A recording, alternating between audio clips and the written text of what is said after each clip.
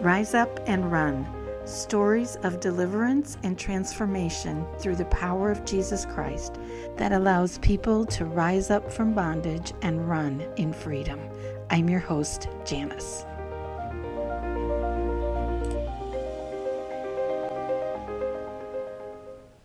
Hello, friends. This is Janice, and we are back for another episode.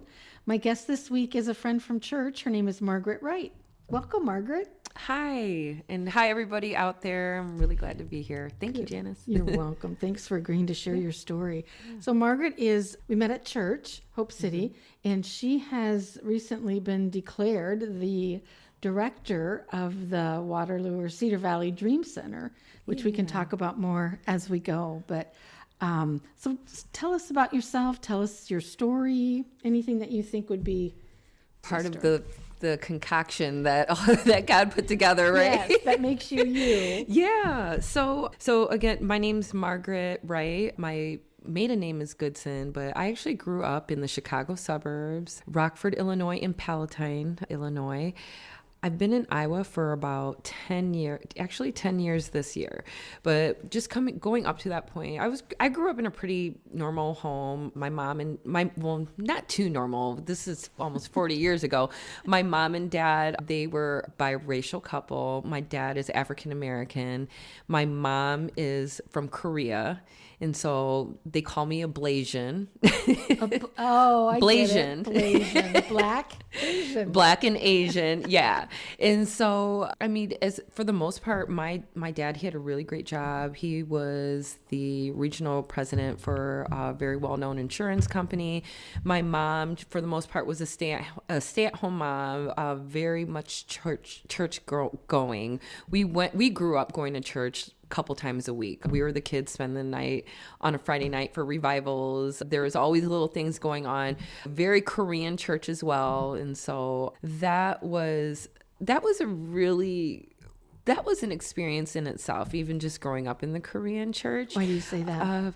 Well, of course, being biracial and being there, there were always kind of looks, and this is like 40 years ago, where like biracial couples, it just wasn't really like a big thing like it is now. And so I'm sure that there was a little bit of prejudice. I know that there was some friction between my mom and some of the elders at the church and everything. She never really talked to us about that. And it was also a very religious, very, very religious environment. And with the Asian culture, just in general, very high expectations, especially for us children who are first generation Americans.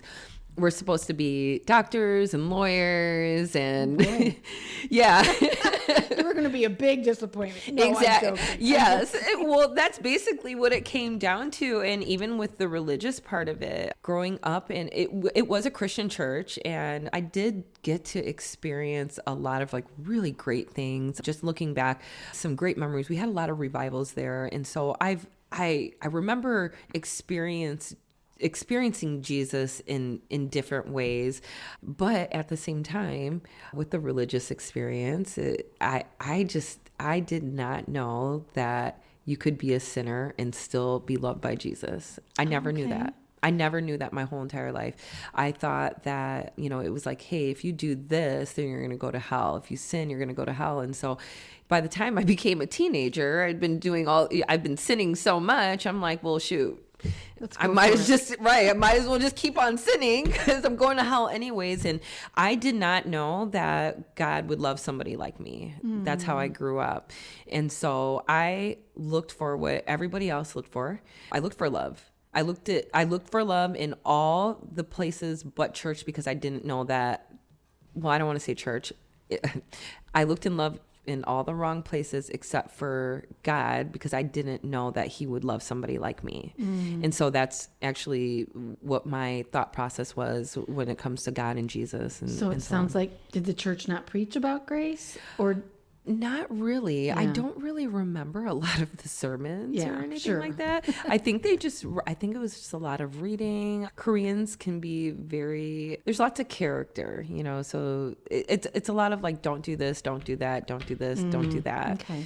The sinners go to hell, this and that. I don't remember the mercy. I mean, of course we grew up with songs like Jesus Loves Me, This I Know, Amazing Grace. Like I knew them, but I didn't really know it in my heart. Yeah. Yeah. Yeah. That's not uncommon for Yeah. kids growing up in the church. And was your dad active in the church too? Not really. My dad was a believer.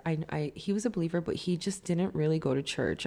His experiences weren't great as far as him trying out different churches. There was some racism in the town that we lived in. So we lived in Rockford, and there was some division, kind of like Waterloo. So there's the east side and the west side, and we kind of know what the demographics of that is, and it's kind of the same in Rockford, except for it's flipped. And so we lived in a predominantly Caucasian neighborhood. And so he did try out a couple churches. And I do remember one of the churches that we went to, the pastor or somebody that worked for the church asked my dad, how did you know about this church? Are you from the other side of, like, basically just saying like, how would you know about us? You're from the other side of the world, and so nice. he got offended, and my dad definitely had faith. I know my dad tithed. I know my dad prayed. I know he read the Bible, things like that, but we didn't really talk about it too much. But my mom, she was the one that was really religious. She actually went to school for theology. Wow. Yeah. She was a pastor at a homeless women's shelter for a period of time. Yeah, for a period of time. I mean, like I said, we had a pretty good upbringing for the most part, and I started to dabble. I started to look for love in the wrong places and found some friends. Yep. That they like to drink and they like to smoke weed and things like that. And so I started getting involved with them a lot, and I tried to hide it as much as I could. I pretty much lived like a little bit of a double life. I think there was like one time that my dad caught me and I got in really big trouble for that. But other than that, that was pretty much, it wasn't a bad childhood. It wasn't a terrible childhood. But I will say, when I was about 17 years old, I was a senior in high school, is when a lot of things kind of turned for the worse. So my parents owned a dry cleaners as well. And my mom was at work. It was 7:00 in the morning, and a man walked in, and he basically, it was armed robbery. And so he said, this is a stick up. She put her hands up in the air, told her to go get money. She turned around to go grab money, and he shot her in the back, and she was paralyzed from the waist down. Wow. Yeah. Wow. Yeah. So that was a crazy experience, because that morning I remember her walking into my room, and she never really did this. And I will say, both of my parents, especially with my mom coming from like an Asian background, my father African American, they weren't really. They're great parents. I will say they did love us, but they weren't affectionate parents. To you or to me? other? Yeah. With each other and with the kids too. They weren't really affectionate. But that particular morning that my mom got shot, she walked in my room and she woke me up for school, and she said, "I love you," before she walked out. And that was unusual. It totally was. And that's the only reason why I remember it. Wow. Because I'm like, okay, like, love you too. Thank you. What do you do? Thank you. What do you do? So going from there, I remember going to school. I remember being called down to the office and watching my sister walk through the doors of the office about 5 minutes after I got there. And I just instantly knew that something had happened to my mom. I felt it in my heart. I just didn't know if she was dead or alive. And so we were sent home, and my dad. Did they tell you at the school? Or No, they didn't. They just sent you home? Yep, they sent us home. They said that my dad had called and asked for both of us to go home and wait for him there. And so as we were waiting for him to get there, as soon as my dad said the words out of his mouth, he said, "Your mom's been shot. She is going to live, but she's in intensive care right now. We're not sure if she's going to walk again." Wow. Yeah. And so from that point on is when our lives really started to take a turn. For me, I would say they probably took a turn for the worse, but I didn't realize they were. I suppressed a lot of my emotions. We weren't really allowed to be emotional. But I will say, from what I remember, I saw my dad love my mom in a way that I'd never seen anybody love anybody before. Yeah, it was, he drove out to, and if you know anything about like the Chicagoland, like everything's like 30 minutes or longer. Yeah. Yeah. Yes.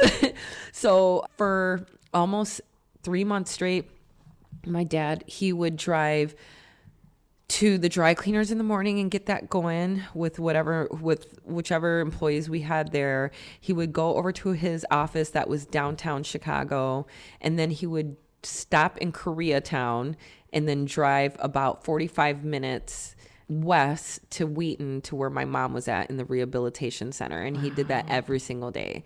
And so with that, my sister and I, we were kind of left to fend for ourselves, and we were teenagers. So we were capable of being able to feed ourselves and things like that. And my dad did his best, but he actually ended up having a heart attack about 6 to 7 months after my mom got shot. And I think it was just from all the stress. Oh, yeah. Yeah. So, but in the process of him caring so well for your mom, it's like, who was taking care of you two? I mean, yeah, Us. you could feed yourself, but you had a lot of emotional needs then too. Oh, yeah. I mean, those what- are the teen years. Yeah. Well, yeah. And then your mom is shot, and your whole Yeah. family life is going to change as a result of that. Exactly. There was nobody really monitoring us. We were, I think I was definitely having sex around that time. I was definitely drinking and smoking weed for the most part. I know I had tried some other drugs during that time. We had lots of parties at the house when Dad was gone. Just normal teenage You stuff. rascal. Normal teenage stuff. Yeah. But yeah, I do remember the day I turned 18, I was out of there. Were ya? Yeah. Where'd you go? I ended up working for this really weird, like, perfume distribution company. It was one of those pyramid companies. Oh, yeah. Yeah. Okay. It's such a cult. I don't know. Looking back, I'm like, man, I was nuts. But they're like, you know, if you sell so much, you graduate to different tiers and you can own your own Yes. office and become a millionaire. And Yeah. we went on trips and all kinds of stuff. And that's actually when I met my daughter's father around that time as well. And so we were living together. Well, actually, I was living with some roommates that worked with me, and then he and I ended up living together. And yeah, definitely living in sin. So as far as me becoming a lawyer or a doctor or somebody successful, I completely let my mom down. Well, Yeah. how can I say this? Now you're very successful and doing wonderful things. But maybe you're saying at that time. at you that let your mom time, down. yeah, it was hard for her. I mean, I I bet. even remember when I told her I was pregnant with my daughter, she told me, and this is coming from a Christian woman, you know, she was like, I think you should get an abortion. Yeah, she's like, and I remember, and I love my mom, and I understand like the culture and why she is the way that she is, but it was really hard. You know, I been told that I was a disappointment to my mom. You know, Your mom said that? yeah, Oh. yeah. She said she was embarrassed. Yeah, Oh. yeah. She said she was embarrassed, and I mean, now that things are different, you know, she is a little bit better. But what ended up happening is, so I met my daughter's father. He was an absolute addict to drugs, gambling, alcohol, everything, sex, all of that. He was very abusive towards me. That was the first, I even remember the first time he slapped me, and I ended up staying with him anyways. Yeah. Yeah. That's not uncommon. Yeah. You know? Oh, that'll never happen again. I promise. Right. You know? I know. But I love him. You know, there's know. so many dynamics and abuse. Yeah. And it's so easy, you know, like you said, like you look at people like that, you're like, wow, I can't believe they would ever do it. Why would they stay? Right. You know, and it's because I wanted to be loved, and I didn't think I was worth being loved the way that I should be loved, that anybody should be loved. Right. And so I stayed with him for about 8 years, but it was I was only 18 at the time when I was with him. Very abusive relationship. I remember I ended up leaving that perfume company, thank God, and working for my dad down at his insurance office. And I remember him picking me up and me having bruises on me. Wow. And my dad's like, well, what happened to you? And I said the classic lie. I said I fell down the stairs. Yeah. Yeah. Would your dad have gone and raised would have some shot cane? him. Would he? Okay, maybe it's good you didn't tell. I know. He wasn't really sure, and I stayed. And so he didn't really know. And he had so much going on with my mom and trying to take care of her and trying to run these businesses as well. My sister was still in the house. My sister stayed there until she was about 19 or 20 as well. And then finally, when I was 21, my dad's body pretty much just gave out on him, and he ended up passing away. Oh, yeah. That's so young to lose your dad. Mm-hmm. Yeah, that was really hard. I think he was the person that really held us together. Yeah. And he was my mom. He was definitely my mom's rock during that time. And so that was really difficult for all of us. We didn't really know how to manage those feelings. Like back then, this is 20 something years ago, going to counseling, it was such a stigma. Mm-hmm. That's one thing that I'm like super proud of, like with this generation now, like they will jump up and go see a therapist, like over it's like spilt the thing milk to do. Yes, I love it though. I love it though. People are in touch with their feelings. But wait, when did you have Brooklyn? So I was 21. So Okay. I was actually pregnant with Brooklyn when my dad passed away. Oh, okay. Yeah, Oh, I was boy. 21. And so because of that, my mom and Brooklyn are like Brooklyn's the one that she told me to get an abortion. I'm telling you, Brooklyn is my mom's golden child. Oh. Like nobody, like Brooklyn can't do any wrong with my mom. Out of all of her grandkids, she's got like 5 grandkids. Like Brooklyn is the golden child, the golden grandchild for sure. Oh, Yeah. Wow. Yeah. So that was something that really helped fill her heart after my dad had passed away. Yeah. And I bet. Yeah. So who filled in for your dad once he passed away? For your mom, rather. For my mom, no one really. Like, who helped her? My mom, she had to learn how to drive. So she did. And she actually just stopped driving about 5 years ago or so. But yeah, she taught herself how to drive with hand controls, and she learned how to take care of herself. Did she not have a license before that? Well, she had a driver's license before that, but with the accident and her being paralyzed, she had to retake a test with the hand controls in the van. Sure. Yeah. Wow. Yeah. So she had to become independent. Oh, very. Yeah. Yeah. My mom, she was so there for me in like so many different situations. After I had Brooklyn, it was, I think a couple years after, I think Brooklyn was like maybe 3 or 4, maybe even 5 years old. I ended up leaving her dad and moving back in with my mom. And then I met my son's father, who was also abusive. Unfortunately, it becomes a cycle after a while. It does. And we were down in Florida, and I remember I needed help because he had gotten arrested, and him and I split up. My mom actually drove all the way down to Florida and came and stayed with me for a couple months. To help me wow. get on my feet. Yeah. That's great. Yeah, hand controls and all, with the Wow. wheelchair, all that. Yeah, so she found a lot little of fighter. my mom's tough. Even before she was, yes, yeah, little Asian. She's a little 5'4" Asian woman. Let me tell you, she scared me more than my dad, for sure. But yeah, so she was definitely there for me. And then I, of course, went back to Canaan's father for a couple more years, and she ended up going back home or going back to Illinois. And actually, Brooklyn went with her. That was really hard for me. That was a big mistake for me. Why did Brooklyn go with her? I think I just always knew. I don't know why I went back to Canaan's dad at the time, but I always knew that I wasn't going to stay for long. I think I did it more for Canaan. And I also knew that if I was going to leave, it would be easier for me to leave if Brooklyn wasn't there and was in the schools down, and things like that. But if I had to do it all over again, I would have kept Brooklyn with me. I would have. And so my mom helped raise her, and I was there for about a year. And then finally the last straw came, and Canaan's father and we got in a big fight, and he basically, well, now let me back up a little bit. So my dad's side of the family is from Waterloo. Yeah. Okay. So my cousin, actually a couple years after my dad died, my brother passed away. And that's from one of my dad's first marriages.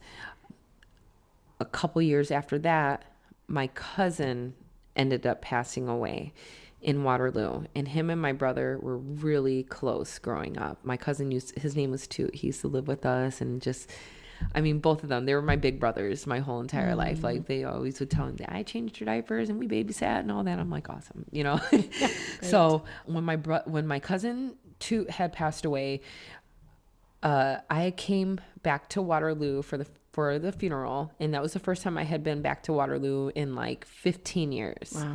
Yes.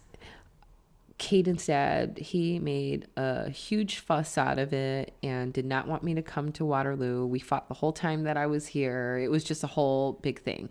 But when I came here, I started to look around at the funeral, and I'm just like, wow, I have somewhere to go. I don't think I left because I never really had anywhere to go. But I'm here in Waterloo, and I'm just like, wow, if something were to happen, I could probably come here. I think I could come here because I have a lot of family here that would be able to protect me, just kind of unconsciously, like in my head. And a couple weeks later, I went home, and I had been home already, and I had gotten a really big fight, and he hit my face on the floor and broke my front tooth. Oh my goodness. Yeah. And from that moment on, like, I just knew it's completely over. I got to figure something out. And so at the time, I was working at a restaurant, and I was also working and I had been working in restaurants for a really long, in bars and things like that. And that contributed to a whole mess of a lifestyle, all in the in-between. I'm not going to tell you it's a whole long, like I said, I'm not going to do the whole ultimate journey thing, but between all of those years, there was a lot of drugging, there was a lot of drinking, there was a lot of abuse. I mean, just very toxic life all around. Yeah. And so I was working at a bank, and I was working at a restaurant, and I remember that weekend he had gone to jail. He wasn't allowed to come back to the house because they make sure that there's like a restraining order, and we're separated and everything. And I decided to go to church that weekend, and it was Easter. It was in Florida, so it was on the beach. It was it was a really cool Easter service. Yeah. But the pastor, the one line that I remember from that sermon was, the pastor said, "Hey, if you need to make a change in your life, quit waiting and do it right now." Hello. Okay. Yes. Yeah. So that was a total big light bulb that went off. And actually the day before, one of my other cousins had reached out to me just to check on me and was like, "Hey, are you okay?" And I'm like, "Well, yeah, I'm good, but this happened." And, "Oh, really?" So she called my uncle David. And I know David. David Goodson. Too. Yeah. You need to get him here. I would love to. I'll ask him. Hook me up. Yes, I will. I will hook you up. Yeah. So David calls me. So his daughter hangs up, and then the next minute, David calls me, and he's like, "Hey, Janice told me what happened to you, and we don't live like that. So what are you going to do about it?" Now, was this before his transformation or after his This is after. Okay. Yeah, this is after. And so God uses everything. Doesn't he? Yes, Yeah. He uses everything. And so I'm just like, well, I don't know. I'm thinking about going to Waterloo. And then the next day I went to that Easter service. Yeah. And the pastor said that. I went home and I called my Uncle David and I said, "Hey, would you have room for me if I left tomorrow and came up there?" And he's like, "Yeah, come on up." So, yeah. That's so nice. Yeah. So did either of your abusive relationships, was it difficult to leave either of those, or did they just say, "See you later"? Or were there threats or anything like that? It was really hard. With Brooklyn's dad, it wasn't as hard because he kind of knew I was leaving, we had already kind of emotionally separated. Yeah. And so he knew that I was going to leave, of course. And he was fine until I found somebody else, of course. Yeah. And then he started acting weird, With Caden's dad, I couldn't tell him that I was leaving because he was the type to stop me from it. And with us being married legally. Oh, you were married. Okay. Yeah, we were married at the time. So legally, I couldn't just take Caden and leave. Yeah. But it was so crazy because when he found out, I told him that I was moving, but I never told him where I was going. And the crazy thing is he was so self-centered. I'll just say he was. So he was so self-centered. All he really cared about was being able to move back into the house and have a place for himself. Okay. Yeah. And so I said, hey, I can't afford this place. You can have it. I'm going to leave all the furniture for you. He was ecstatic. Wow. Yeah. He got a good deal. Yeah. I said, I'm going to move. I'm going to leave. He never asked me where I was going. Never asked me where I was going. Yeah. Okay. So that's good. Yeah. So the next day I called my boss at the bank at the time, and she's like, all right, well, come in and drop off your keys on, tomorrow. I'm like, okay. So I go to drop off my keys, and she hands me an envelope, and it's an envelope full of cash. And she's like, hey, we all put some money in here for you. I know you don't want to take it, but you have to take it with you. Oh. Yeah. So that cash, it ended up being like almost to the penny exactly what I needed for gas to get up here. Wow. Yeah. And then in the meantime, as I'm driving up here, she tells me before this, she said, you're going to get a couple phone calls, and you're going to have, we've already contacted the banks up in Waterloo, and they're going to interview you over the phone. Yes. How great. Yeah. Yeah. So I had a first and second interview with the bank on my way up to Waterloo in the car with a 2-year-old in the back. And the Kanan was only 2 at the time. And it was just really cool. The money that was in that envelope, it was exactly what I needed for cash. And I remember having a conversation. I remember like conversing with God on my way up here and just being so happy. And I remember smiling and laughing, and it was such a powerful moment, but I still didn't really know the depth of what was going on, but I knew it was God. So were you a believer then, would you say? I think so this is what I realized. I've never not been a believer. I've always believed in Jesus. I've always believed in God. I just didn't know that he could love someone like me. Yeah. You weren't worthy. I didn't think I was worthy. Yeah. Yeah. And we're not. That's the funny thing. I know, right? That's why we need Jesus. Yeah. Yeah. I never knew. But I always believed. I just didn't think that I would be the one for him to love, And so coming up here, I didn't really know what to expect, throughout my whole entire adult life. I'd never lived by myself. Yeah. Up until I was 20, I moved here when I was, how old was I when I moved here? I was 31. Yeah, because I'm 41 now. I was 31 when I moved here. So from 18 to 31, I had never really been on my own. Wow. Yeah, I've always lived with a boyfriend or a roommate for a very short period of time, or a husband. So you still didn't live on your own then if you moved in with David? No, I didn't. Okay. No, I lived with him. So I ended up living with David for a couple of months, for about 6 months I lived there. Okay. And we lived down in the basement of his house. So it was exactly what we needed at the time. There was a bed down there. I remember I saved up some money to buy Kanan a bed to put it next to mine because he'd kick me in the face every night. Mm-hmm.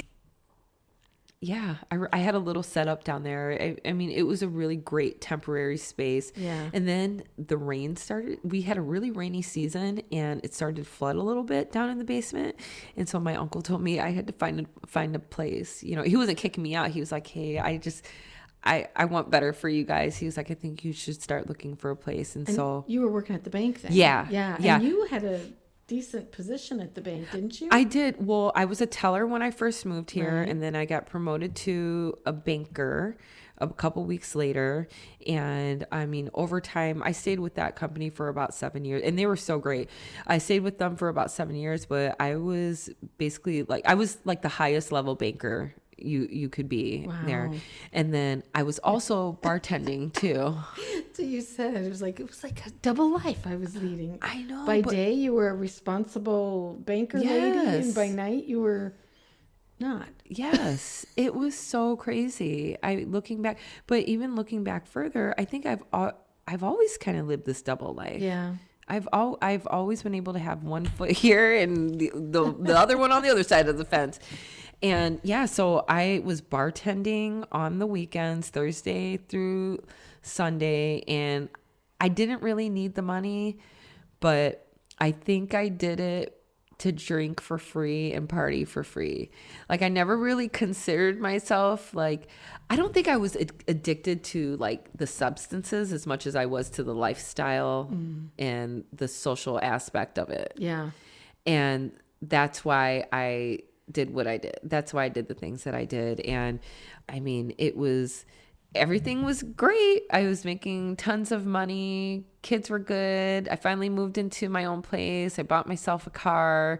Yeah. Well, even going back to like leaving Caden's dad, I had to get a restraining order against him. And Iowa is an amazing state when it comes to that. And they were able to do that for me. And so we didn't really have a lot of contact after that. And so I just became the single independent mom that had it all together. And I mean, the kids didn't really know, but they kind of knew what was going on. And I don't know how I don't know how I'm alive. So what was going on exactly? Just a lot of drinking and stuff? Yeah, a lot of drinking, lots of drugs, lots of really late night parties. Even while you were working at the bank? Yeah, sometimes, for the most part. Yeah, sometimes for the most part. I'd say mostly like Thursday and Friday nights. Thursday, Friday, Saturday nights. That's before I started going to church. Yeah. I'd sleep in all day on Sunday. A lot of promiscuity. I mean, I was just doing whatever my flesh wanted to do. Sure. I was new to town, so I was getting a lot of unneeded attention from people, and I didn't want to be hurt anymore by men, and so I was proactive, I guess you could say, proactive from being in relationships. I was actually single for a really long time. Yeah. I can see why. Yeah. I didn't want to be with another man that was going to put his hands on me or try to control me with money. And and I did end up meeting someone. So I actually ended up leaving the bank that I was at, and I was offered a really awesome branch manager position at another bank. And they offered like $25,000 more than what I was making. So like, I couldn't even say no. Wow. I couldn't even say no. And so I took the job, and during that time I had started dating a friend, somebody that I'd been off and on friends with for a while. And we started living together again. And then again, he was abusive. Really? Mm-hmm. Yeah. From the beginning, or just? No, not from, like, we were friends before. We used to hang out. Like, I never thought that he was that kind of person. And once we started like living together, he just became very, very verbally abusive from the beginning. And then he sold drugs. He sold drugs, and with his late night partying and things like that, and with the drugs, he would kind of get out of whack, and he's punched me dead in my face. I mean, I could go through so many things, but yeah, he's definitely put his hands on me several times, and we actually ended up getting in big trouble. Oh, that's right. Yeah. Mm-hmm. Oh, okay. I forgot about that. I know. I try to forget. Well, it's part of my testimony. Well, yeah. You know? I mean, we've all got things that we're not proud of, so that's okay. And I think this is probably such an important piece of my testimony, because this is part of what made me finally change, finally get my life together. Scare the dickens out of you? Yeah. Got your attention? Yeah. And God was probably the whole time going, Margaret. Yeah. Margaret. You know, and then we ignore it, and then he's like, okay. Yeah, don't do that. All right. Have your way. I hate to have to pull out the big gun. Right. But I will. Have your way. Yeah. So one night. I don't think I was even working at the bar. I think a friend of mine and we went out one night, and it was her birthday. I think it was her birthday. I can't even remember, but we drank a lot that night, and one of the bouncers called one of our boyfriends and Come get your girl. to come get us. Yes.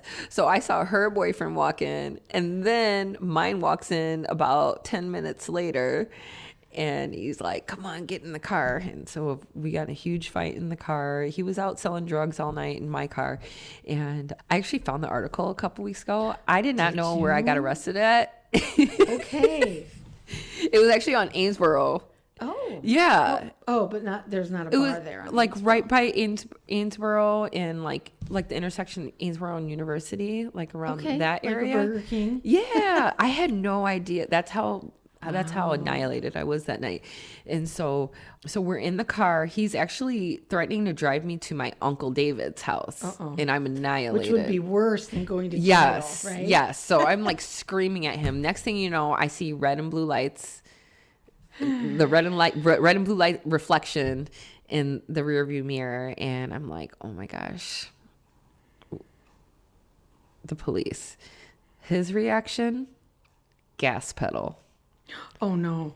Yep. He took off. He took the cops on a high-speed chase. Yep. And what were you thinking? I'm just sitting in the car like, I cannot believe this is happening. That definitely sobered me up for a bit. I'm like, I cannot believe this is happening. Oh my goodness. And then he stops, and then he finally slows down and he stops. He puts the car in park, and the next thing you know, he opens the car door, jumps out, and takes off. Okay. Yep, leaves me in the car.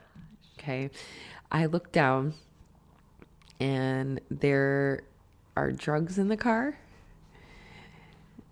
And they ended up chasing him down. And in my head the whole time I'm thinking like, okay, well, they got him. They know that he's hiding something. I'll be fine, right?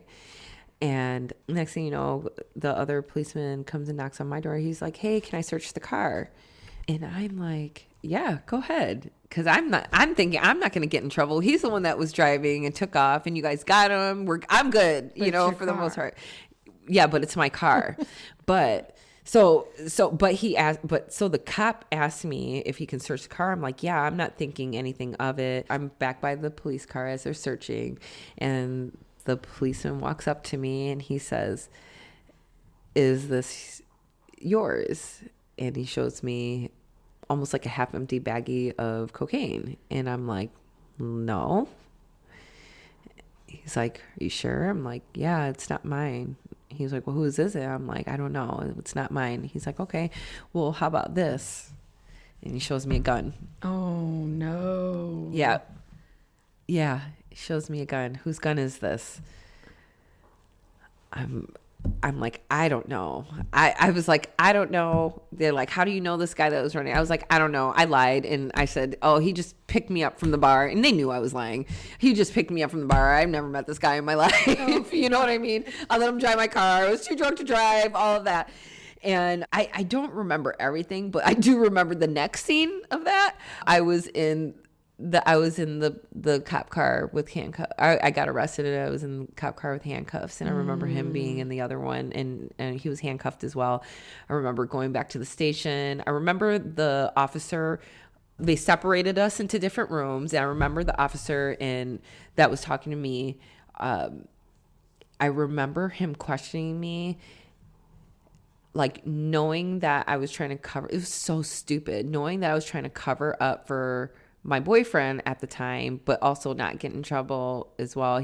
He begged me to tell him whose gun and drugs it was. But you didn't? Yeah, I played stupid. Yeah. So they charged me with possession of a firearm and a controlled substance. Wow. Yeah. And now going back, after like going to court and everything, I did find out later that my boyfriend had been singing like a bird in the other. But he was saying it was you. Yeah. Oh, no. Singing like a bird It's hers. That's her car. It's her drugs. Okay. Yeah. So he only got charged with fleeing. Yeah. Yeah. Oh no. Yeah. But I know. But they knew, and there's consequences to that. And so they had to do what they had to do, and they charged me with firearms and, a possession of firearms and controlled substance. By God's grace, I was able to go to court for that I went to court for that for over a year. I want to say it got continued several times, because I think they were just trying to, I don't know what was going on, but during that time, my boyfriend and I, we had stayed together, and we actually ended up moving to Cedar Rapids during that time, which was so stupid, but we ended up staying together. But I finally busted him. I found out that wasn't my final straw. My final straw was when I went through his phone while he was in the shower, and I found out that he had been cheating on me with not just like one or two women, but like multiple, probably in like the 15s to 20s. Wow. Like talking to several other women. And so I finally broke up with him, kicked him out of the house. I'd still been going to court for my charge for all that, and of course he was checking in on me, and I just remember putting him out, and I remember sitting up in my room, and it was like I want to say it was late night, probably not too late, it was like probably 10 o'clock or so, and I remember getting out of my bed and getting on my knees and just talking, like I remember talking to God, and I'm just like, I'm looking back at all the men, all these the 3 serious relationships that I had been in, and I'm like, wow, God, I was like, they are all the same.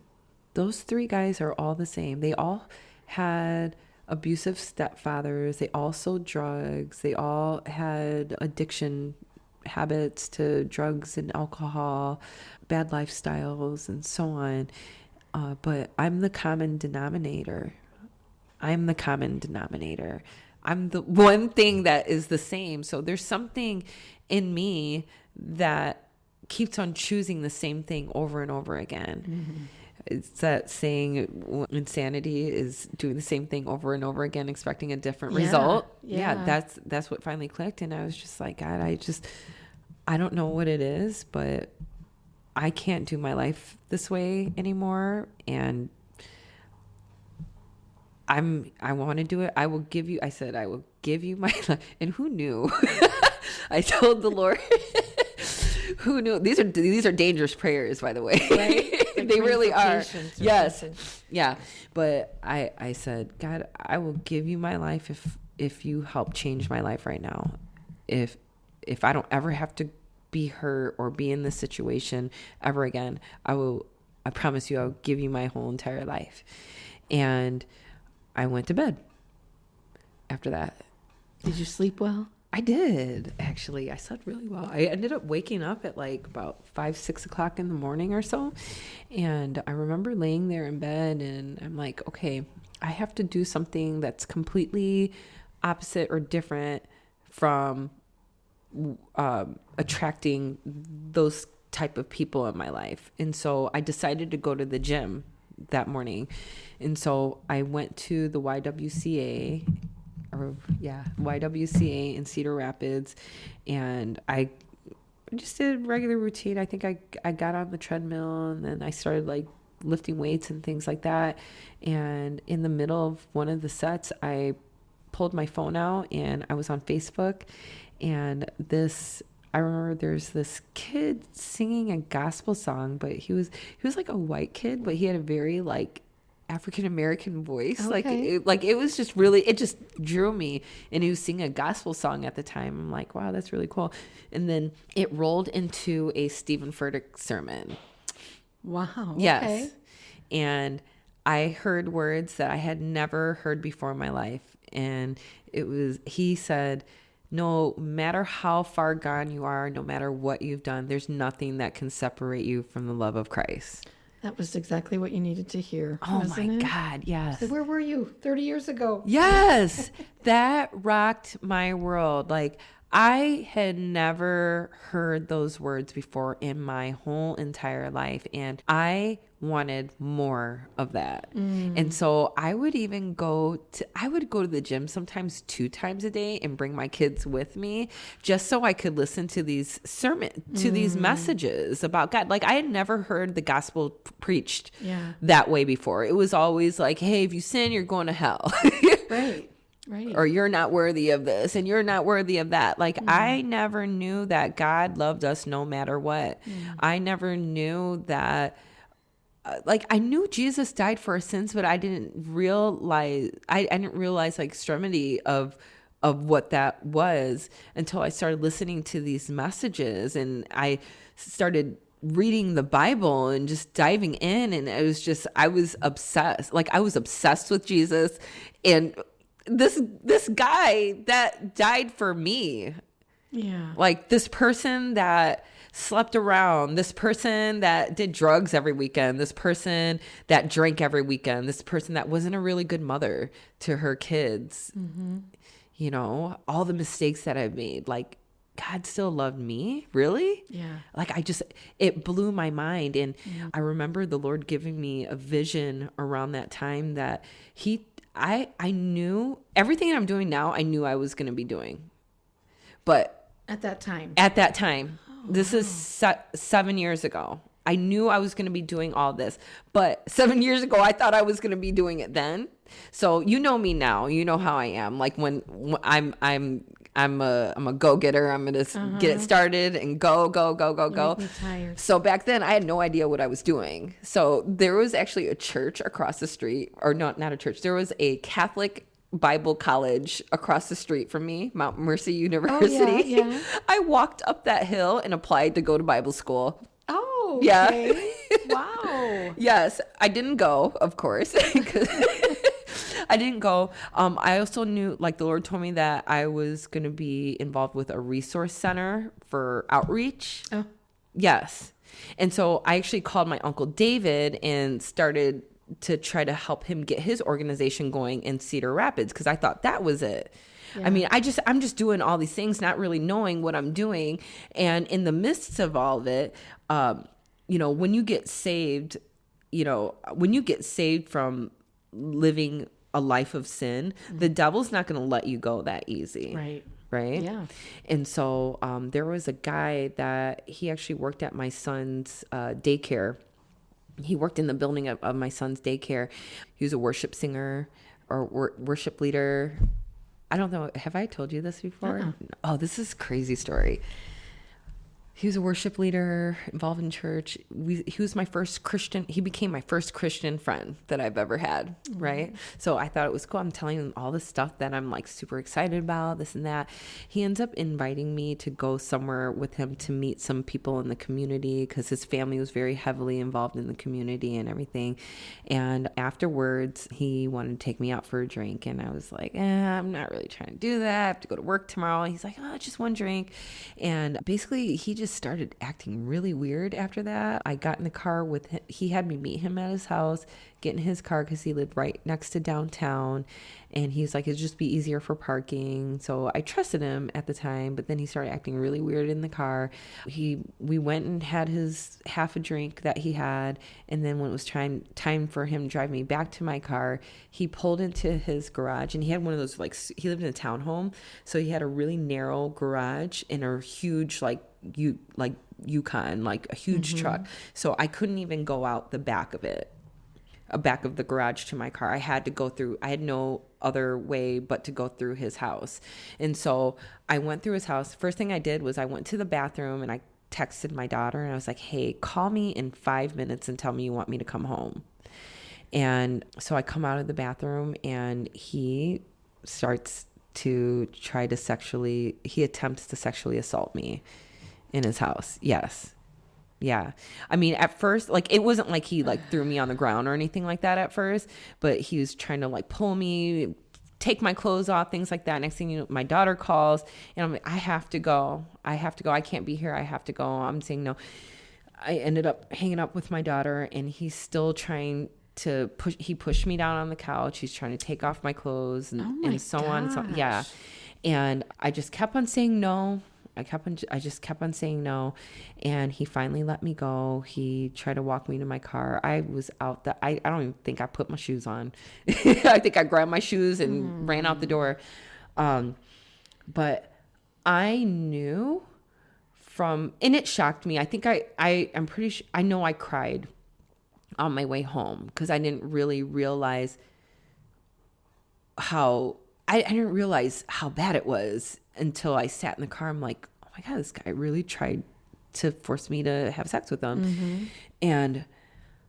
But from all the messages that I've been listening to, like I just, and the Holy Spirit, of course, I knew, like, the Lord was telling me, like, that was just the enemy trying to hold you back, you know?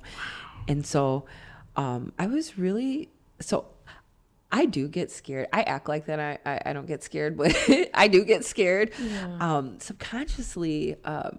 So my mom actually was living in Cedar Falls at the time. She had moved out there to be closer to us. And, it was the summertime. I drove to Waterloo or to Cedar Falls every day for a week and stayed with her, had her watch the kids, and went to work in Cedar Rapids and all. I did it every day for like 2 or 3 weeks. And then she's like, when are you going to stay at your own house? Yeah. You know, I'm like, I don't know. I just think I need to move back Were here. Were you scared? Yeah. I was, but I didn't realize I was scared. You know, I think when you're like, especially when you're a single mom, you just have to keep it moving. Yeah. You know, so you're just surviving at the time. And so I didn't realize how scared I was. And so I actually ended up finding a place in Waterloo, and I was like, you know what? I might as well just move back to Waterloo. I don't really know anybody in Cedar Rapids anyways. And it is what it is. And so on and so on. And so I ended up moving back to Waterloo. So I kind of stayed away from that. I did press charges, or I started to press charges, but then I just let it go. And then I actually had been finishing up court for my other case as well. And by God's grace and his mercy, the judge gave me a deferred judgment. That's great. And so did you get probation then too? Self-probation. Really? So a deferred judgment is when the judge defers judgment. Yeah. Yeah. So they're saying, we're going to kind of put you on self-probation, see how you do. And if you successfully complete probation, then we'll drop the charge. So it won't be a conviction. Exactly. Wow. That only God. Yeah. Because that's a pretty serious charge. Cocaine and a gun? It's supposed to be a federal charge. Is it really? It's a federal crime because when you have a weapon and drugs together, it's supposed to be a federal crime. Wow. And so literally by the grace of God, they gave me a deferred judgment. And I mean, I had already not been getting in trouble, but by then I'm just like, I'm for real. I was like, look, all my old friends, like, look, we don't ever have to talk again. But yeah, you don't have to do that 2 times. But yeah, so I ended up moving back to Waterloo, and I remember it's all full circle when you start to reflect on things. Yeah. There was a pastor that I had, so this whole time that I'm saved, I'm watching church online. I don't have a home church, and there's this pastor that was a guest speaker on Stephen Furtick's or Elevation Church. Yeah. And I had started watching him too, and his name was Mekon Carter. And he said in his message, he said, if you're watching online, you need to find a local church to go serve at. You're getting all these messages indirectly, aren't you? Right? I know. It was like the coolest thing. And so I called my Aunt Debbie at the time, and I just said, hey, Debbie, do you know of any good churches in the area? And she's like, Hope City Church. Yeah.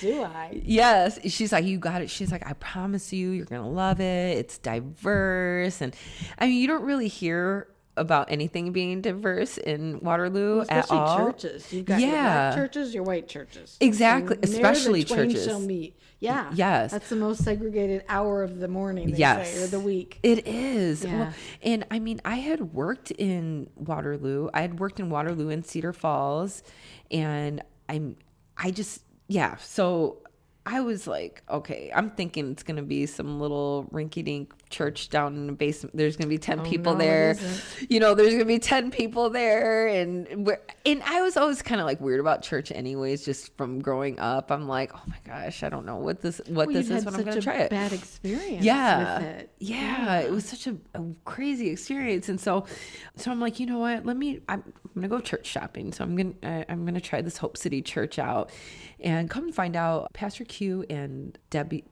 mom and Debbie's mom, they were really good friends growing up. And so that's how she found Hope City Church. Yeah. And so who's your friend? My Aunt Debbie. Debbie passed away Okay, so about Debbie's mom and Q's mom. No, Debbie and Q's mom were really good friends. Oh, Debbie? Yeah. Oh, because gotcha, Q and I are about gotcha. the same age. Okay, I think yeah. he's only a couple years older than me, Yeah. but yeah. So Hope City Church. So I walk in the doors, and everybody was just so, and not even like in a corny way, but everybody was just genuinely so happy that I walked through the door. Not even me, but for everybody that walked in, they were just happy. They greeted me. I remember somebody walking me through the worship center because it was completely packed out. The whole room was full. There were no seats, and they walked me right up to the front. Yeah. My kids and I sat right up front, and I just remember looking around, and I'm like, oh my goodness, there's Black people here. There's white people here. There's Asian people here. There's Hispanic people here. There's old people. There's young people. Rich people. Poor Sounds people. like a Dr. Seuss Yes. book. A bunch of guys with tattoos. Oh, you gotta watch out for them. Yeah, I know. know. I did not sit next to them. But yeah, I just knew I was home. It was like heaven when I walked in. Right. And it's always, I remember the first time I went, I looked around and I thought, look at this beautiful group of sinners. Man. You know, nobody acted like, I don't have any problems. Everybody looked, and even today when you go there, you know, oh, those guys are struggling with their son. He's addicted. Or this couple is really struggling in their marriage. You know, you just know those things because nobody tries to hide them. Right. That's it. I mean, you have to be transparent. You have to be, a friend of mine, her name's Morgan. She used to say, you got to get real to heal. Yep. You know, so it's a bunch of people who are being real because they really do want the healing. And so yeah, like I knew that was my home. How many years ago was that? So this was, I thought it was 7, but it was only 6 years ago. Okay. Yeah. It was only about 6.5 years ago. Yeah. So I knew that was going to be my church. And this is like how crazy my life is. So this is how much the enemy did not want to let me go. So about within the next couple of weeks, they were having like a special event for one of our missionaries that we sponsor. It was on a Saturday. So of course I'm going to Hope City, everything at this point. I'm going to Growth Track. I'm going, you know what I mean? Like anything that has to go to Hope City, I need to be in that building. Right. Yeah. And so I decided I want to go to this special event for this missionary. And I walk in, and I actually got to meet the missionary beforehand. And, his name, is it okay if I Sure. Yeah, so David Urson, he's like 7 feet tall. You can't even miss him, right? But it was really cool because I'm looking at him. I'm like, I know him from somewhere. You did? Yeah. So some years back, he was actually a customer of mine at the bank. Oh. Yeah. Wow. And the reason why I remembered it is because he offered to pray for me as a banker. And I was kind of like, oh, yeah, that's weird. That's weird, but yeah, go ahead. He prayed for me. And so we were talking about that. We made the connection. I'm like, that's how I know you.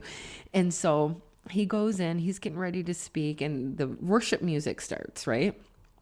So I start walking into the worship center. So remember the guy from Cedar Rapids that I told you that tried to sexually assault me? Yes. Was he there? He was on the worship team. No. Yeah. At Hope City? At Hope City. He was, okay, I have to say, he was not a part of Hope City Church. Okay. He was not a part of Hope City Church at all. He was, I think somebody had just called him in for a favor kind of thing. Wow. I will say that I remember that first, I did tell Pastor Q, like the first time that I went to Hope City Church about that. I can't remember. I think I asked for prayer on that or something. And then when it happened, I just was in shock, and I started to walk out. And I had tears come down my face. And I remember one of the ladies came up to me and was like, "Oh my goodness, are you okay?" And I'm like, "Hey, is Pastor Q here?" And she went and got him. He came back, and I was like, "Hey, remember me telling you that story about that guy?" And he was like, "Yeah." And I'm like, "He's here." And he's like, "Are you serious?" And I'm like, "Yeah." And this is in the middle of everything. And I remember walking. He encouraged me to make whatever decision I felt most comfortable with at that moment. And I will say it was taken care of. The guy never came back. Pastor Angela and Pastor Q, they completely had my back on that's this. Great. And I haven't seen that guy since. I don't even know if he exists anymore. But it was, I knew that was another attack from the enemy. Even in that moment, I knew it was trying to stop me from. I found a church that I'm going to go to, and you're going to try to stop me from going in there. Some good things coming your way if they're working so hard to keep you down. Well, those are the messages that I had been like listening to, and so I ended up walking in with this lady who caught me leaving. She sat by me, she held my hand, and just the church was just so supportive. Like nobody really knew what happened, but I remember going and sitting down, and David gets up on stage and he starts talking about like how small of a world it is and like the different connections, and he calls out my name, and everybody in the worship center turns around except for that guy. Where was he? He had come down from the stage. So he was just sitting down in a couple rows ahead of me. So he saw me walk in. I'm sure he. Wow, that had to be so hard not to just go. Yeah. I'm sure he soiled his pants, or you know what I mean. He had to have, and like the thing of it is, like, hurt people, and I forgive them, of course, and I don't know them. I'll probably never be friends with them, right. But everything happens for a reason, and I pray for his healing for himself. Really, this is somebody that, it's abuse of power, and unfortunately, and the thing of it is, people are people. Nobody's perfect, right?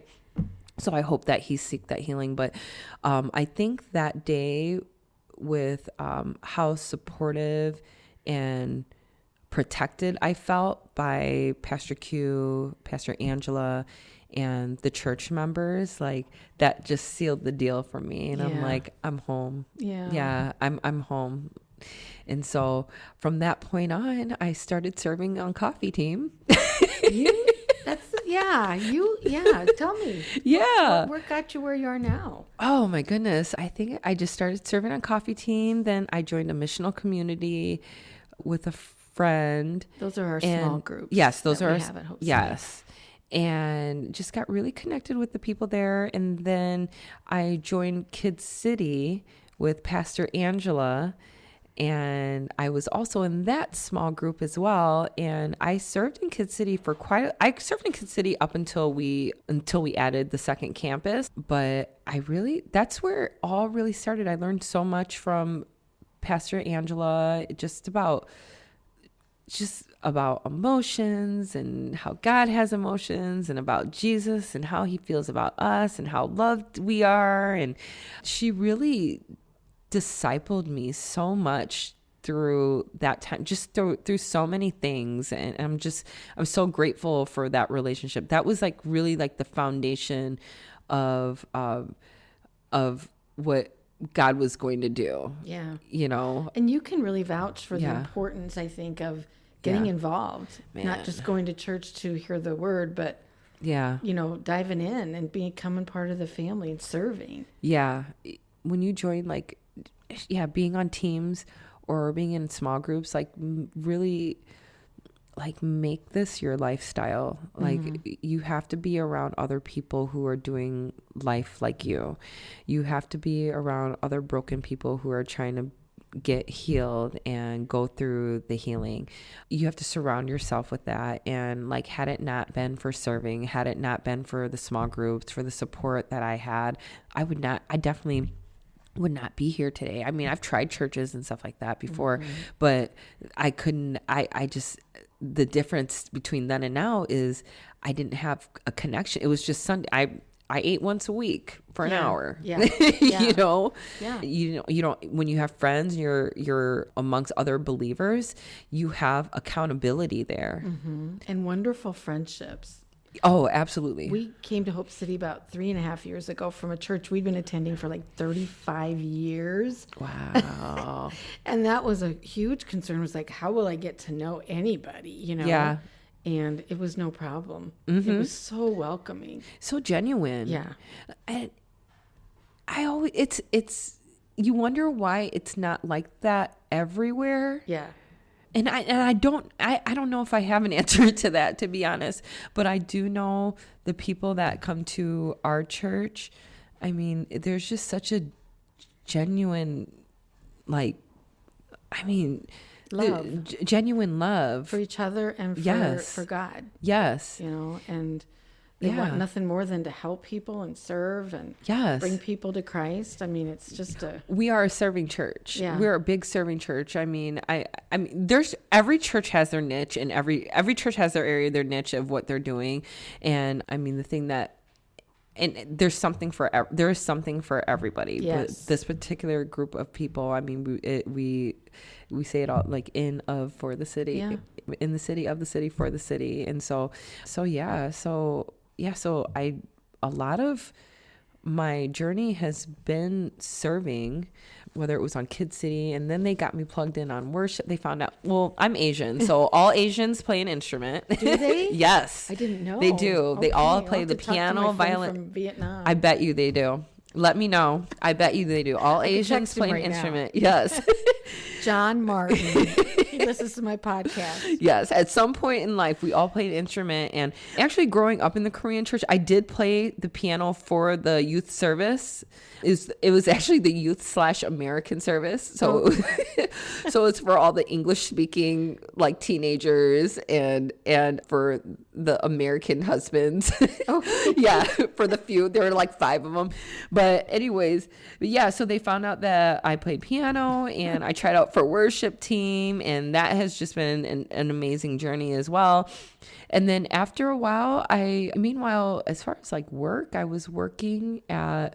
started working at House of Hope, which is an amazing organization for homeless single moms. And they take you from homeless to homeowners. Yeah. It's an amazing organization. Yeah. And I learned a lot through them. And then there was an opportunity to so Hope City, they partner with SEU, which is a Southeastern University. And so I decided that I wanted to go to school for ministry.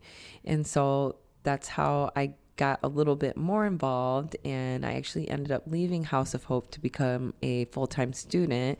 And then eventually I became an intern at the church. I was an intern for like 2 years. Okay. Yeah. I'm learning this about you. Yeah. Okay. I was an intern for about a good 2 years.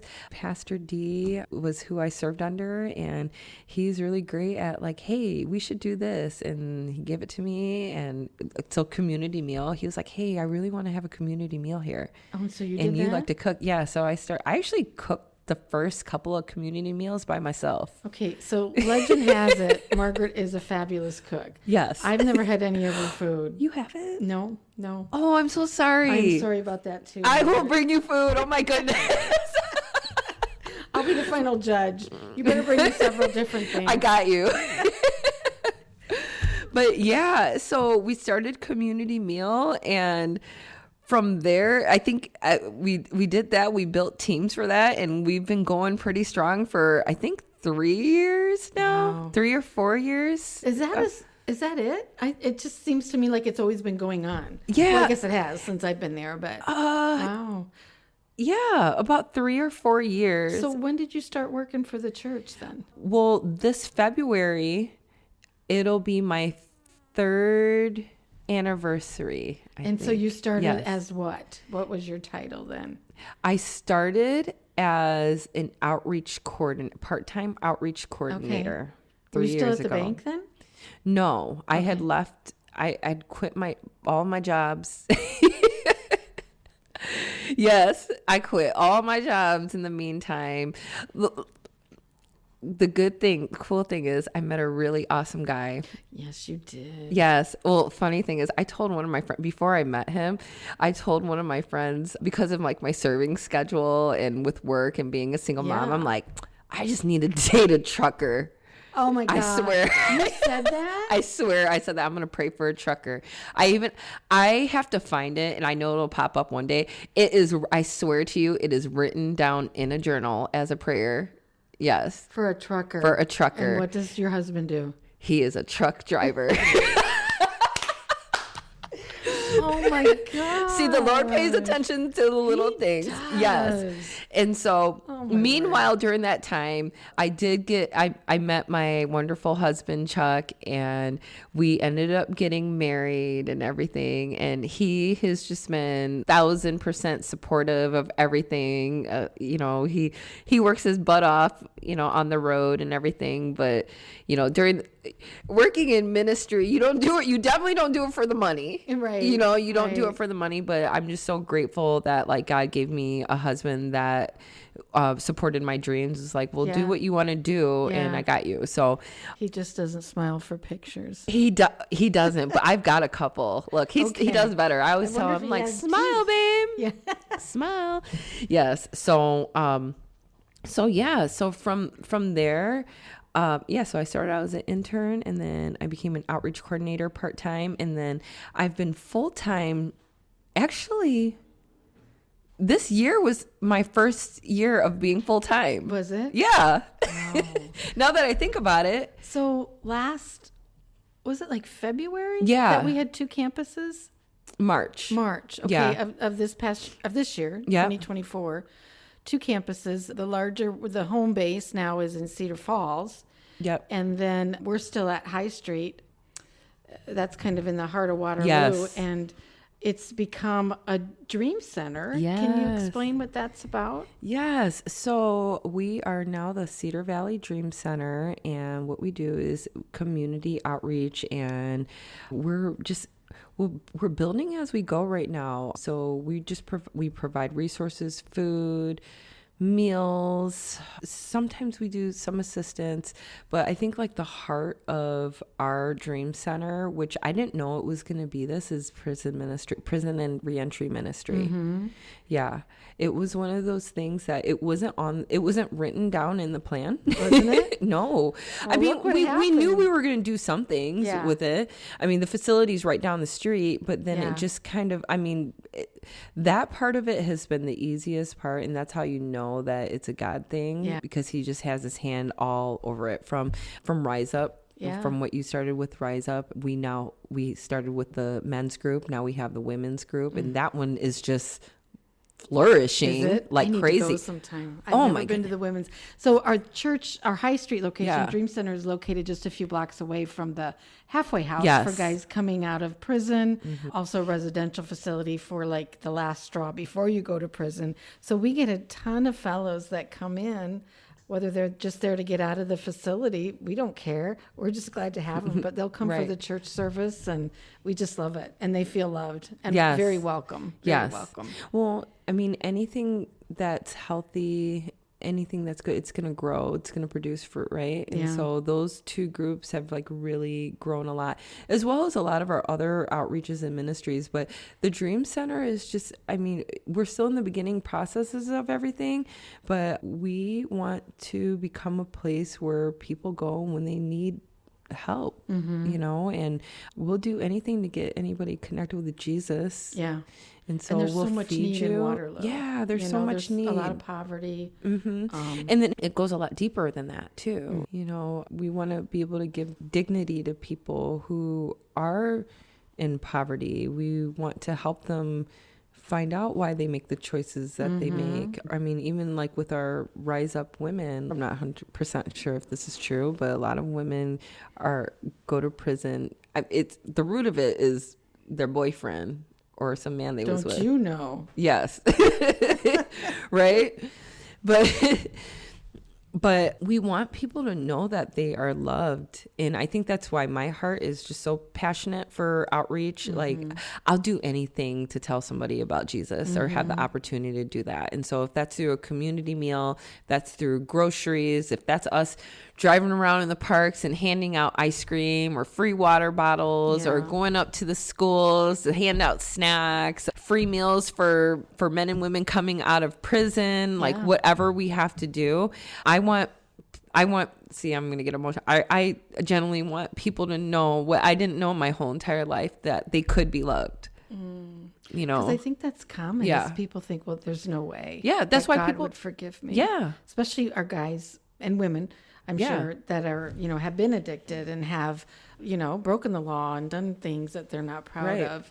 They just think, I've got no hope. And we have so many people in our church who've come out of addiction and are thriving like crazy people, just wild. And so our baptisms go down at Hope City. High Street location. Yes. It's just, at both. I don't know.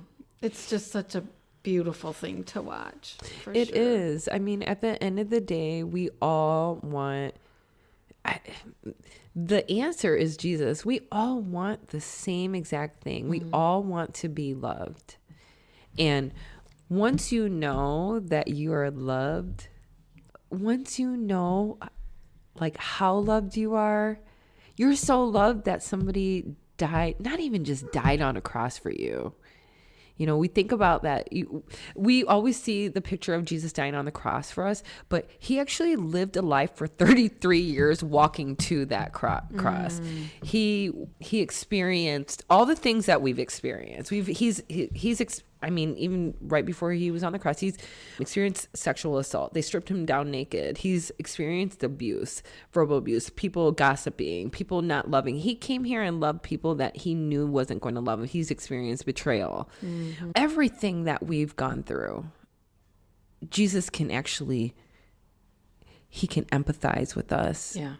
Because he's been through it in some way, one way or another. And he didn't have to go through those emotions. He's been through the sadness. He's been through depression, and he showed us a life of him going to God for those answers instead of going to alcohol or going to drugs or going to whatever. He lived a perfect life. Yeah.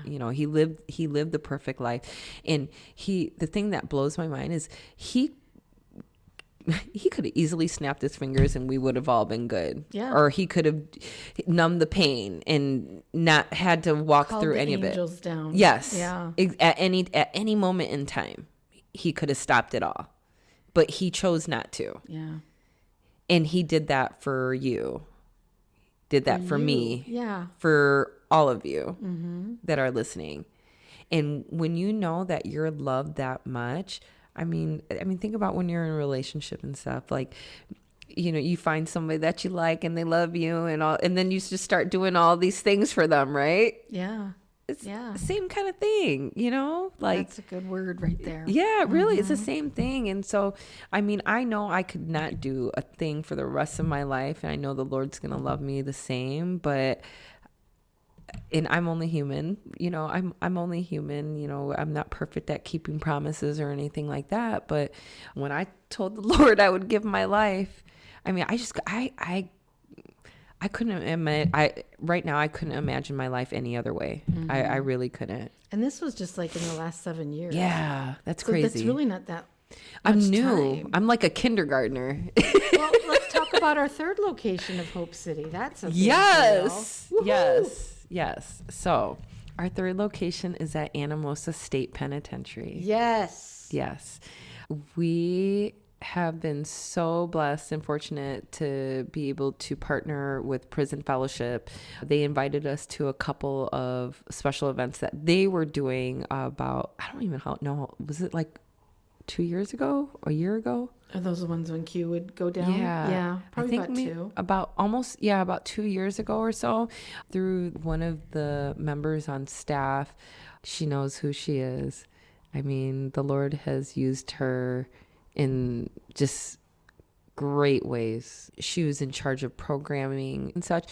We just started to build a really great relationship with her, and I think it was kind of her idea. She was like, well, yeah, you guys can come in here and do whatever you want.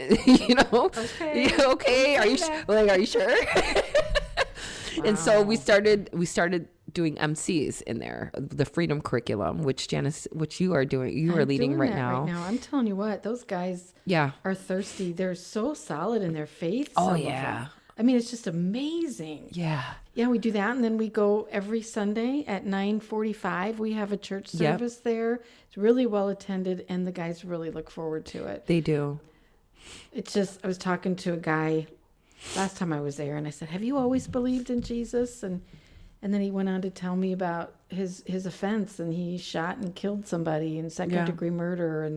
And then I always look at the guys there, and I was like, are you kidding me? Just to see where they are now, it's just, it's like a different person than you would ever imagine. Oh, but yeah. the people look so forward to us coming down, and just So feeling humble. Yeah, and feeling not forgotten. Yeah. That's just, I don't know. I can't tell the difference that's made just in my life of knowing that you're helping somebody who feels unloved and like a loser and ashamed. Yeah. Well, the whole world's telling them that. Yeah. The whole world's telling them that, and they're in a prison to prove that. Yeah. And I mean, it really just goes back to God's love. Like, there's literally nothing that we can do that'll separate us from the love of God. Yeah, There's nothing. nothing. And when you tell somebody that, that's just ammo for the kingdom, like it's you're loading somebody up to just be a part of this kingdom. And the kingdom is just disciple making all the way. Right. And it is very humbling to go, well, one, I'm going to tell everybody, look, those guys, they in their Bibles more than we are. Yeah. Yes. I'm just like, people Yes. teach me a lot of stuff Yes. when I go there. Yes. Not that I pretend I know everything, but it's just like, okay. Well, it's all they've got. Yeah. It's all they've got. And you can live such a rich life. When you have God, like, you really don't need anything else. Like, I've kind of just gotten to the point in my life in the last couple of months, like, I knew this, but I didn't realize this, that like, I really cannot function without God. Like, I cannot live my life without him. And it's just so incredible to be able to walk into the prisons. And not only are we doing we have missional communities where we meet in small groups. We have our freedom curriculum with that. And then we have our Sunday services, but we also offer growth track to the guys. And that's where they're able to learn more about the church and they get to discover their gifts that God's given them so they can serve others. And so these guys are serving in services. Yes. They are. They're the ushers. They're doing setup. They are praying, greeting, welcome table. It's like, they're not going to need us anymore, but we're still coming. I know. And sometimes people will say, I feel more freedom in prison than I did when I was outside. I feel that. Yeah. I could totally feel that. I mean, the world is out here in the world, we're exposed to everything. We're totally exposed to everything. And I don't know if, not that I want to I almost went to prison. I don't know if I would want to go to prison, but I mean, you don't know if you would want to? No, I definitely don't want to go to prison, but I mean, there's just, I mean, I can see how when you're just in that Jesus bubble. Yeah. And there's nothing that can kind of come in and interfere with that. I mean, here, all we have to do is reach in our pocket and grab our cell phone and right. Look, the world. Yep. Darn reels. Yeah, the reels. Oh, I mean, just all of that. Like, there's, I mean, there's a real war. I mean, a lot of people don't really like to talk about it, but there is a real war going on, you know, between good and evil. And, for sure. you know, the cool thing is Jesus already has the victory and he's already won. You know, we just have to keep on looking at him to get through it. So, yeah. Wow. Yeah. This was really good. Is there anything Thanks. else that you wanted to say? Because I feel like I've read your biography. It's a long story. I left a lot of parts out, but Oh, you're good. You're Yeah. good. We got an hour and a half. I so know. we're good. I'm like, oh my God. I started to say some things. I'm like, ooh. Maybe we'll have a part 2. This has been kind of fun. Yeah. I mean, I think the only thing that I want to leave for everyone is just, you are never too far gone for the Lord to love you and to transform your life. And he does it. And I know that I am complete living proof. Like, I can't even believe I'm here. My life's not perfect. It's definitely not perfect, but I tell you one thing, like, I could not do this life hadn't it been for Jesus, for God, for knowing that I belong to him, you know, that I belong to him, and that he's given me purpose to also bring the rest of his kids with him too, you know, or with us too. And it's just such a joy to be able to live a life that, not even just for myself, but for my kids too. I see a difference in the way that my kids live and the way that they are with people. And I get to instill things in them and truth in them that they are loved, so they don't have to go back down the path that I did. They don't need to, you know. It doesn't matter how normal you think you grew up, but if you don't know that you're loved by God, if you don't know that you're God's child, then you're going to live a life without purpose. And so, yeah, no matter how far gone you are, you can always give your life to Jesus, no matter what. Hey, I'm just going to leave it right there. Okay. Great Cool. wrap up. All Thanks, right. Margaret. Appreciate it very Thank you. much.